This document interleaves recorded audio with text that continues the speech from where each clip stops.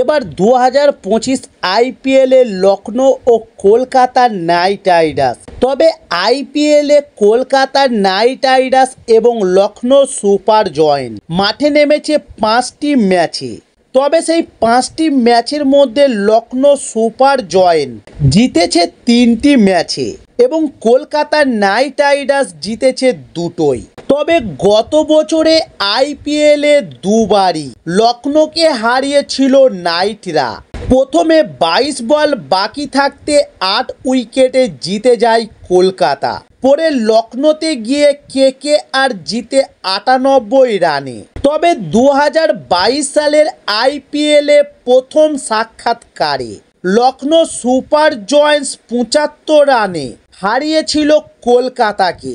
এরপর ফিরতি সাক্ষাৎকারে নাইটদের 2 রানে হারিয়েছিল লখনৌ সুপার জায়ান্টস এবং 2023 সালে ইডেনে কেকেআরকে 1 রানে হারিয়েছিল সঞ্জীব গায়াঙ্কারের মালিকাধীন দল।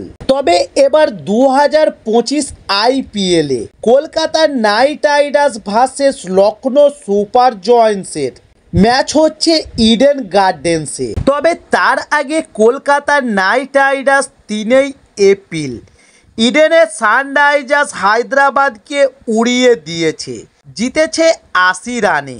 অন্যদিকে লখনৌ সুপার জায়ান্টসও কলকাতায় আসার আগে হারিয়ে এসছে মুম্বাই ইন্ডিয়ান্সকে। নিজেদের মাঠে জিতেছে 12 রানে। ফলে দুই দলই জয়ের ধারাবাহিকতা বজায় রাখতে চাইবে। তবে আইপিএলের পয়েন্ট তালিকায় 5 নম্বরে রয়েছে কলকাতা নাইট রাইডার্স 4 ম্যাচে 4 পয়েন্ট নিয়ে। তবে মনে করা হচ্ছে কলকাতা নাইট রাইডার্সেরই জেতার সম্ভাবনা সবচেয়ে বেশি, কারণ খেলাটি হচ্ছে কলকাতার নাইট রাইডার্সের হোম গ্রাউন্ড ইডেন গার্ডেন্সে, আর ইডেন গার্ডেন্স হচ্ছে কলকাতার নাইট রাইডার্সের হোম গ্রাউন্ড। তাই কিছুটা হলেও এগিয়ে থাকছে কলকাতার নাইট রাইডার্স। তাই এবার লখনৌ সুপার জায়ান্টসের বিরুদ্ধেও জয় ছিনিয়ে নেবে কলকাতার নাইট রাইডার্সের ক্রিকেটাররা।